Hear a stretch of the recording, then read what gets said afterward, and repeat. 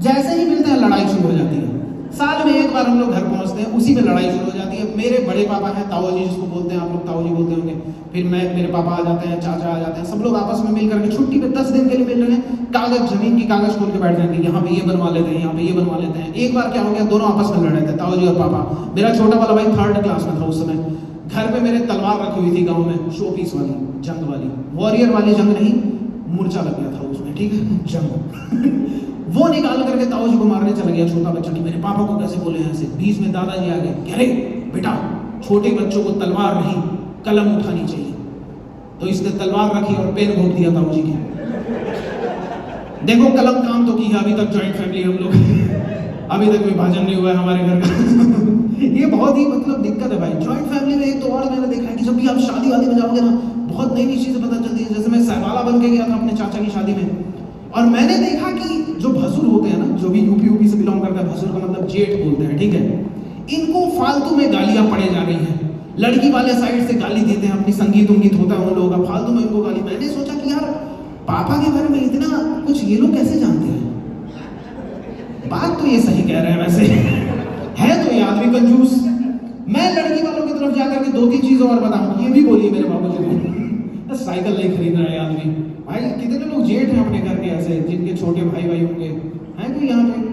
Sir अरे प्रयागराज से आप तो पढ़ी आपको गालियाँ, शादी होगी आप छोटे भाई की, फालतू। ये बेचारे कूड़ी ले रहे होते हैं, फालतू में गालियाँ तय की। अरे चिनार क्यों बोल रही है हमको? अलग लेवल पे चल रहा है भाई, हम लोग के स्टेट पे तो अलग लेवल पे गालियाँ चल रही है भाई। एकदम कोई इज्जत नहीं है शादी विवाह में भाई जेठ लोगों का। देखो आप लोग, इनका तो एकदम नहीं हुआ होगा, मैं सही बता रहा हूँ। सही में यूपी में एकदम कोई नहीं इज्जत कर रहा है भाई। सर कौन कौन सी गालियाँ पड़ी थी आपको याद है? बताने लायक नहीं है सब, सारी औरतों के मुंह से ही अच्छी लगती है। बहुत ही बढ़िया दोस्तों, मैं कुछ चीज़ें और बताऊं, बट इससे पहले मैं जानना चाहता हूं कितने लोग बॉलीवुड देखते हैं, मूवीज़ के फैन कितने लोग हैं यहाँ पर? पिक्चर देखते हैं आप लोग? मैं रिसेंटली एक्टर्स की लाइफ जर्नी पे रिसर्च कर रहा था। मैं अमिताभ बच्चन जी के बारे में पढ़ रहा था। अमिताभ बच्चन जी के बारे में पढ़ा तो पता चला कि इनको ऑल इंडिया रेडियो ने रिजेक्ट कर दिया था शुरुआती टाइम में इनकी आवाज़ की वजह से। कितनी हैरानी वाली बात है कि आज इनको इनकी आवाज़ की वजह से ही जाना जाता है। देख रहे हैं आप लोग, है ना? इनका आवाज़ सुन करके एकदम से आदमी अपना काम छोड़ के इनका काम शुरू कर देता है। यानी एक तो इंडिया के एक नया फादर फिगर सा हो गया अमिताभ बच्चन जी। इतने बूढ़े हैं कि एकदम से लोग कहते हैं अरे बूढ़ा आदमी कुछ कह रहा है, सुनो यार। तो अब लोग इनको अनाउंसमेंट के लिए यूज करना शुरू कर दिए हैं। आप देखना दिल्ली मेट्रो ने स्पेशली कोविड के टाइम पे इनको फोन करके बोला था कि अमित जी एक बार आप बोल देंगे ना दिल्ली मेट्रो के आवाज में कि कोविड अभी नहीं गया है, तभी ये मानेंगे, नहीं तो ये लोग मास्क नहीं पहन रहे हैं। और भाई इनकी आवाज सुन करके लोग डर जा रहे हैं। मैं नॉर्मल अपना मेट्रो में चल रहा था, एकदम से इनकी भयानक से आवाज आ गई कि सुनिए कोरोना अभी गया नहीं है। मैं डर गया भाई, अरे क्या हो गया यार। तुरंत से मेट्रो में एक ने लाफा मारा गया, जल्दी मास्क पहनो यार। बेचारा पहना हुआ था, ऊपर से दोबारा पहना है। अमित जी बोल दिए भाई कोरोना नहीं गया अभी। आप देखो डिजिटल इंडिया मोदी जी ने लाया था, सब लोग मानते हैं ऐसे, हम भी कॉलेज में थे उस टाइम पे, एकदम से डिजिटल इंडिया की लहर आई थी। लेकिन मैं मानता हूं कि इसका जो बीज बोया है वो है अमिताभ बच्चन जी ने। Digital India actually Amitabh Bachchan लाए, पता है कैसे? दीवार पिक्चर देखी होगी आप लोगों ने, उसमें फेमस एक डायलॉग है कि टावर साहब ने आज भी फेंके हुए पैसे नहीं उठाता। टावर साहब उस समय बोल सकते हैं ठीक है मैं अकाउंट में ट्रांसफर कर देता हूँ, मत उठा। लेकिन उस समय था नहीं फोन पे, तो इसीलिए जैसे ही फोन पे आया इनको ही वॉइस ऐसे ब्रांड एम्बेसडर बना करके भेजा गया कि अब आप ही सारे कस्टमर को बताएंगे 44 रुपए प्राप्त हुए देवी और सज्जन भाई। पूरा भाई एकदम हर जगह अमिताभ बच्चन को रख दिया गया। कहीं भी साउंड सिस्टम चाहिए भाई, एकदम अमिताभ बच्चन की जरूरत पड़ जा रही है हर जगह पे। आप देखो इतना ज्यादा इनको साउंड के लिए यूज किया था। कभी खुशी कभी गम एक पिक्चर है, कितने लोगों ने देखी है? हूट करेंगे हु हु, पीछे वाली आवाज नहीं आ रही है। कभी खुशी कभी गम देखी आप लोगों ने? अरे अमिताभ बच्चन जी को जानते हैं आप लोग, हूट करेंगे वो हूट करिए हूट। लगता है पानी घुस गया स्विमिंग पूल का भाई। एकदम मन नहीं कर रहा है चिल्लाने का।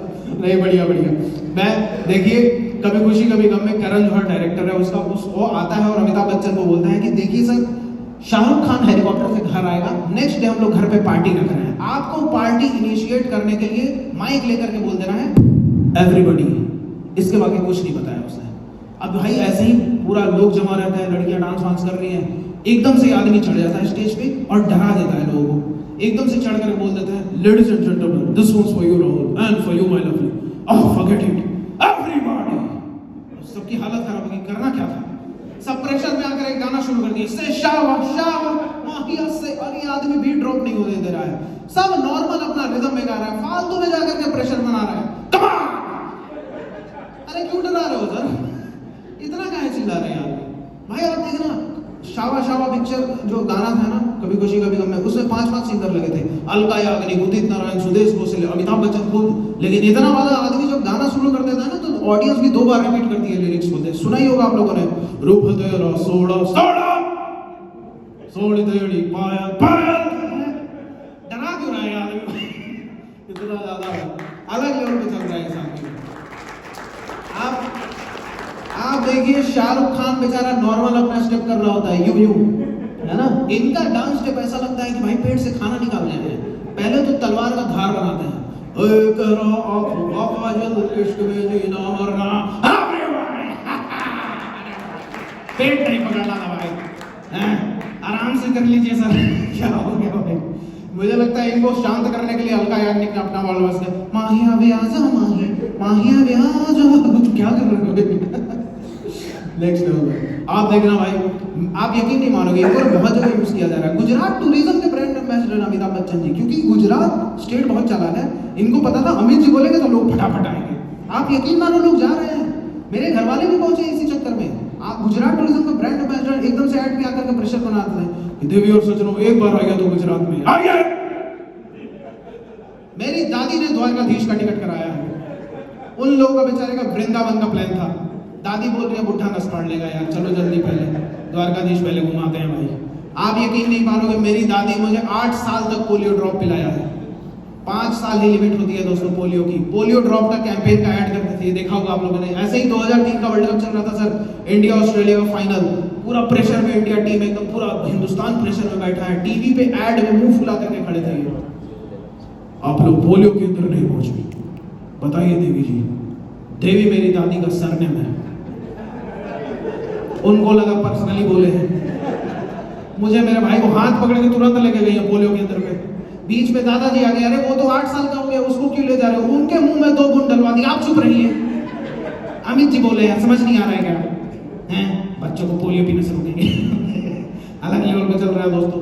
केबीसी के होस्ट है, कौन बनेगा करोड़पति, इतना भारी भारी शब्द यूज करते हैं भाई।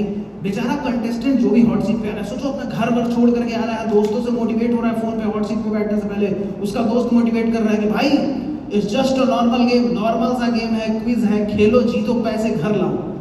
वो बेचारा हॉट सीट पे बैठने से पहले उसकी हालत खराब हो जा रही है, एकदम से ऐसी ऐसी भारी वर्ड बोल देते हैं, हिंदी शब्दकोश इतना भारी है इनका कि स्वागत है आपका इस अद्भुत अविश्वसनीय खेल में, और वापस फोन लगा रहा है। ए देवेंद्र, ये तो नॉर्मल गेम नहीं है बे, ये तो अद्भुत गेम है, इसको कैसे खेला जाए? अद्भुत कैसे बोल सकते हैं भाई? हैं क्विज में सीधा बना, बीच में तलवार जा रही हो तब बोलना चाहिए अद्भुत गेम है ये तो। एकदम डरा उड़ा दे रहे हैं भाई लोगों को। मैं देख रहा हूँ भाई लोग ऐसे ना पिक्चरों को हम लोग लाइव में अडैप्ट करते हैं, आपने देखा होगा है ना। मैं आशिकी 2 मूवी देख रहा था, आशिकी 2 मूवी है, उसमें हमारा जो हीरो होता है राहुल जयकर, उसके पिताजी यूएस अमेरिका में रहते हैं और उनका बातचीत कुछ यूं होता कि हे कैसा है बेटा? ये बोलता अच्छा हूँ डैड, इनफैक्ट काफी खुश हूँ। ये बोलते हे आर यू इन लव बेटा, क्या तुम प्यार में हो? ये बोलता है आपको कैसे पता चला डैड? मैं भी कंफ्यूज हो गया कि चाचा को पता कैसे चल गया ये तो। वो बोल रहा है कि अरे तेरा बाप पगले। मैंने बोला ये तो बहुत प्यारा बातचीत है यार, ये अपने पापा पे ट्राई कर लेता हूँ। सर मेरे पिताजी गोरखपुर उत्तर प्रदेश से हैं। ठीक 2 दिन के बाद उनका कॉल आया, बातचीत कुछ हुई है। अबे क्या चल रहा है? मैंने बोला कुछ नहीं पापा, जॉब चल रही है और काफी खुश हूँ। कहते हैं रात में नशा वशा कर रहे हैं क्या तुम लोग? खुश कैसे है? 30 साल से मैं नौकरी कर रहा हूँ, आज तो खुश नहीं हुआ। कौन सा नौकरी है तुम लोगों को? अरे कोई गलत काम नहीं कर रहा हूँ पापा, ऐसे घबराना नहीं है। पर आप लोग काफी लोग ऐसे सेल्स से ही बिलोंग करते हैं, डीलर्स भी इंक्लूडेड, सेल्स की टीम होती है। मैंने सेल्स के लिए एक बार परफॉर्म किया था, बायजूस कंपनी है, अब तो डूब गई। मैं जहाँ जहाँ जाता हूँ एक तो मतलब कुछ तो है ही लोग जो भी मुझे कम पैसा दिया है। आप लोगों से अच्छा है, ऐसे घबराना नहीं है, घबराना नहीं। इतने कंजूस लोग हैं भाई बायजूस वाले। मेरे को शुरू में एकदम बुला लिया था भाई, बायजूस कंपनी में मैं गया हुआ था एक बार परफॉर्म करने के लिए। और उससे पहले ना जैसे इवेंट ऑर्गेनाइजर आपको बताते हैं कि ऑडियंस किस तरीके की है ना, तो वो लोग बोले कि सेल्स की टीम है। मैंने बोला तो काफी नीच ऑडियंस है। कहते नहीं भैया बहुत नीच ऑडियंस है। इवेंट कराने से पहले 2 ऐप मुझे भेज दिए मेरे बच्चों को। बोले ये सब क्या चल रहा है भाई, मैं अपना नहीं ले जाऊंगा वहाँ पे यूपीआई। पता चला मुझे भी ऐप भेज देंगे लोग। भाई खतरनाक है बायजूस वाले, तो अलग ही लेवल है। पता है बायजूस में मैंने सुना था कि सिर्फ एक दिन की छुट्टी होती थी, मंगलवार को, क्योंकि ये लोग बोलते थे कि जिनका सेल्स नहीं हो पा रहा है वो मंगलवार को भी हनुमान चालीसा पढ़ के आओ, ठीक है, उसके बाद ही आप लोगों का कुछ हो पाएगा भाई, कुछ तो चल रहा है भाई वहाँ पे। और बढ़िया बढ़िया। एक बार मैं डीलर्स वगैरह से बात करना चाहता हूँ, कितने लोग उत्तर प्रदेश के रहने वाले हैं, डीलर साइड से है, कोई यूपी से आया हो सर? आप है सर? कौन से शहर से? अच्छा आप यूपी से हैं, कौन सा शहर से? अच्छा उन्नाव से यार, अरे बैठिए बैठिए, उन्नाव से मेरा दोस्त है वहाँ पे, अरे बढ़िया। तो कानपुर से आप, मतलब कानपुर में ही आपका शॉप वगैरह है, उन्नाव में है? अच्छा आप एमपी में हैं, अरे बेहतरीन, बढ़िया बढ़िया। और कैसा लग रहा है सर यहाँ पे? पूल में गए थे आप? सबसे ज्यादा यही है भाई, यूपी वाले एकदम भाई हर जगह जाकर के मचा रहे हैं एकदम खुल जाते हैं ये लोग, एक तो घर से बाहर निकलते ही ना एकदम चाहते कि भाई आज मजा कर लेना है पूरा जीवन का, यही है। और कोई फैमिली भी लेके आया भाई एनी चांस? ऐसा वो देखो कोई, या अकेले आए हैं सब लोग? अकेले आए हैं सब लोग, बढ़िया। आप लोग भी सर कोई फैमिली लेके नहीं आए? बहुत ही बढ़िया भाई, आज आप लोग का पूल से काम नहीं चलेगा, मैं देख पा रहा हूँ। मैंने देखा है स्पा में 30% ऑफ लिखा तो है, कुछ तो ये लोग करवाए हैं भाई, पहले ही काम करके बात करके बढ़िया। एक बार ताली बजाता हूँ हमारे सारे डीलर्स के लिए, बहुत बढ़िया दोस्तों। मैं थोड़ी सी बस एक चीज़ बताना चाहता हूँ, उसको ऐसे चलता हूँ। मैंने देखा है कि यार जैसे हम सारे आदमी ही बैठे हुए हैं यहाँ पे, और मैं लड़कों के बारे में एक बात कहना चाहता हूँ कि हम सारे लड़कों का एक बेसिक सपना है सर, कि हम बड़े होकर के अपने पैसे से अपना एक मकान बनाना चाहते हैं, है कि नहीं? सबका एक कॉमन सपना होता है, सबका है, चाहे फाउंडर ही क्यों ना हो, है ना? आप लोग का भी मन करता होगा कि एक अपने पैसे से बनवाना है भाई, है। और अब तो खैर लड़कियों का भी ये चीज़ हो गया होगा, है ना? वो लोग भी इंडिपेंडेंट हो गई हैं, वर्किंग क्लास हो गई हैं। पुराने ज़माने में लड़कियों का ऐसा था कि तुम लोग घर बना लो, हम रह लेंगे। अब तो हमारा भी हो गया कि देखो आप लोग भी बनवा सकती हो, वैसे हम रह लेंगे, ठीक है? प्रॉपर्टी के रेट इतने महंगे हो गए भाई, सब लोग मिल के घर बनवाए, पहले तो रेंट से हटना है, सबका यही सपना हो गया भाई। और मेरा इंस्पिरेशन दीवार पिक्चर से ही आई थी, अमिताभ बच्चन की मैंने मूवी देखी थी, उसमें उसकी माँ जो होती है कंस्ट्रक्शन साइट पे काम करती है, ईंटें उठा रही होती है, और जब ये बड़ी हो जाते हैं ना तो देखता है कि वही वाली बिल्डिंग खरीद करके अपनी माँ को गिफ्ट कर देता है। मैंने बोला ये है इंस्पिरेशन यार, ऐसा कुछ करना है लाइफ में। तो अब मैंने मम्मी से बात कर ली है सर, कल से वो काम पे जा रही है, क्योंकि यही तो इंस्पिरेशन था ना कि माँ काम पे जा रही है। मैं ऑफिस उदयपुर करके क्या कर लूंगा जब मेरी मम्मी घर पर नेटफ्लिक्स एंड चिल करेगी? आप बताइए भाई, आप लोगों को नहीं लगता है कि हमारे माँ बाप थोड़े कामचोर से हो गए? पहले बढ़िया मेहनत कर रहे थे लोग थोड़ा हो गया भाई। पापा लोग को देख रहे हैं, मुंह बना करके न्यूज़पेपर खोल देते कि देख रिक्शे वाले का लड़का भी आईएएस बन गया है। मैं बोल रहा हूँ एक बार रिक्शा चलाइए ना, देखिए कितना मेहनत करूंगा मैं। मिडिल क्लास लड़कों की दिक्कत ही है भाई कि हम लोग ठीक से गरीब पैदा नहीं हुए हैं कि पूरे टाइम मोटिवेशन में रहे, है कि नहीं? हम लोग सपना साकार करने के लिए आदमी सपना देख रहा है, पर बीच में सपना की नींद आ जाती है यही मामला फिसल जा रहा है दोस्तों। पीछे अंकल बैठे हैं, वो भी देख रहे हैं सपना की नींद में बहुत बढ़िया। मैं बता, यही दिक्कत है भाई। मिडिल क्लास का एक्चुअली मेजर कंपटीशन गरीब क्लास है। आपसे आगे कोई भी अमीर का बच्चा निकल जाए, अंबानी जी ने भी शादी की थी, कोई जलन नहीं हुआ किसी को कि अरे इन लोगों के पास पैसा है, क्यों नहीं करेंगे इतना खर्चा। वही कोई गरीब का बच्चा आपसे आगे निकल जाए, आपकी एकदम जल जाती है। हम लोग मिडिल क्लास जो है ना, सारे क्लासेस ऑफ फैमिली के फूफा हैं, अंदर से जले हुए लोग हैं। हम लोग देखना, आप लोग एकदम जले हुए रहते हैं कि गरीब को देख के जल जाएंगे कि साला मेरे टैक्स पे खा रहा है रोटी, रख एकदम भाई है आगे निकलेगा मेरे से। अमीरों को देख के जल जाती है कि ये लोग तो चोर होते हैं, टैक्स चुराते हैं सबके सब, ठीक है? यही चल रहा है हमारे दिमाग में। हम लोग इतने जले हुए थे, आपस में भी दो कैटेगरी बांट दिए कि एक होगा लोअर मिडिल क्लास, एक होगा अपर मिडिल क्लास। देखा आप लोगों ने? अपर मिडिल क्लास अपना स्विफ्ट डिजायर में घूम रहा है, और लोअर क्लास को देख के कह रहा है इन लोगों का तो डिजायर भी मर गया है, हम लोग अच्छे हैं भाई। आप देखना, हम लोग शो ऑफ इतना ज्यादा करते हैं, फालतू का पैसा खर्चा करके हमें अमीर दिखना है। मेरे खुद के मौसा जी, इन्होंने ऑटोमेटिक क्रेटा गाड़ी खरीदी है सर, ठीक है? उसमें पैनोरामिक सनरूफ है, खुल जाता है ऊपर वाला, वायरलेस फोन चार्जिंग फीचर है इसमें। इस आदमी के पास खुद का वायरलेस फोन ही नहीं है। क्यों ले लिया है गाड़ी? मैनुअल चलाई है यार, इतना सारा फीचर ले लिए, अब वही सनरूफ खोल के ऊपर देख के सोच रहे हैं और पैसे कैसे कमाए। फिर अपना ही बिल्डिंग का पार्किंग खाली करके खुद की गाड़ी बाहर लगा दी है पार्क में, और यहाँ पर रेंट पे चढ़ा दी है 2000 महीने। और उसके बाद सीईओ को फोन करके कह रहे थे तुम तो कह रहे थे कि गाड़ी लायबिलिटी होती है, देखो एसेट बना दिया मैंने, महीने का 2000 दे रही है मुझे तो है, 1 रुपये का खर्चा नहीं है भाई। अलग लेवल पे चल रहा है। आप देख रहे हो, मैं देख रहा हूँ कि हम लोग जितने मिडिल क्लास लड़के भी है ना, आप यूथ देख लो, मेरे भी चेहरे पे देख लो, मेरे पे भी डार्क सर्कल थोड़ा सा है। हम सबका ना चेहरा एक अंदर से ना चमकना बंद कर दिया है।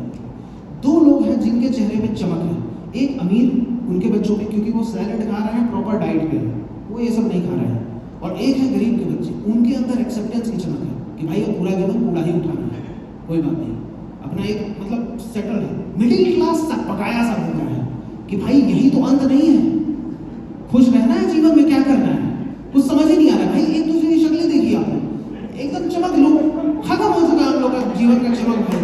क्या होगा जीवन में, ये भाई साहब सोच रहे हैं इंटरनेशनल से इसको जाएंगे कि नहीं, कि यही पानी पीना पड़ेगा, क्या चलेगा वो हमारे साथ, भाई कुछ समझ में नहीं आ रहा है। हम लोग एकदम सकपकाए से घूम रहे हैं। ऑफिस पार्टी में एंजॉय कर रहा था मैं सर गुड़गांव में, मेरे ऑफिस वाले खर्चा किए थे। गुड़गांव का एक सेक्टर 29 एरिया है, उसको हम लोग लास वेगस बुलाते हैं, पूरा रात भर पार्टी चलती है वहां। मैं अपना एंजॉय कर रहा हूँ, ऑफिस का खर्चा हो रहा है, फिर भी रात में घबराया था कि भगवान देख रहे होंगे, बहुत एंजॉय कर लिया, ये ले दुख का पहाड़ दूंगा एकदम। भाई अलग हालत खराब है भाई लड़कों की। मेरा दोस्त है सर, आकर के एकदम सिर पकड़ के कह रहा है कि भाई बेटी की शादी करनी है यार। मैंने बोला तेरी खुद की शादी नहीं हुई अभी। कहता भाई वही तो बात है, मिडिल क्लास हो कभी तो बेटी होगी। मैंने बोला अभी से काहे टेंशन में घूम रहा है, दोनों आंख में डार्क सर्कल लेकर घूम रहा है सर, और 8-8 घंटे सोता है। मैंने बोला तू तो 8 घंटे सोता है, किस बात का डार्क सर्कल है? कहता है भाई ये मेरी शादी का है, मेरी बेटी की शादी का है, इसी बात का है। एक आखिरी चीज मैं कहना चाहता हूँ, उसके बाद से हम क्लोज करते हैं। मैं उत्तर प्रदेश का रहने वाला, जैसे कि मैंने बताया आप लोगों को, ठीक है, और मेरी स्कूलिंग हुई है वहीं से, डीएवी से पढ़ा हूँ मैं। और डीएवी हो चाहे कुछ भी हो, इंडियन सोसाइटी इन जनरल ना बहुत जज करती है एक दूसरे को। आपने देखा होगा, मेरा एक दोस्त हुआ करता था सनी नाम का, सन्नी के पापा की पान की शॉप थी और बहुत बढ़िया बिकता था इनका, बहुत ही बिकता था, अमीर लोग थे। फिर भी सोसाइटी जज करती है, पान वान बेचते हो तो लोग पंच डाउन करते हैं, ऐसे कि अलग नजर से देखते हैं, ये तो पान बेचते हैं। तो एक दिन टीचर ऐसे इंट्रो में पूछ लिया कि बेटा क्या नाम है आपका, क्या करते हैं पापा आपके? तो पीछे से आवाज आई बैक बेंचर्स की, सर पान बेचते हैं, पान शूना लगाते हैं इसके पापा, आप भी लगवाया करो सर। तो ऐसे एक दिन थोड़ा ऐसे हर्ट हो गया, जाके पापा को बोला कि पापा धंधा चेंज करो, बेइज्जती हो जाती है ऐसे बताने में। तो अब इन्होंने केमिस्ट शॉप खोल लिया भाई, ठीक है, दवाई की दुकान। 2 महीने के बाद से एक नया टीचर आए थे, उन्होंने पूछ लिया क्या करते हैं पापा आपके? पीछे से आवाज आ गई, पहले पान बेचते थे, अब पान फ्लेवर बेच रहे हैं, आप भी लिया करो सर। और थैंक यू सो मच, काफी अच्छा लगा आप लोगों के बीच। एक बार सारे IMR टीम के एम्प्लॉइज के लिए एक बार जोरदार तालियां।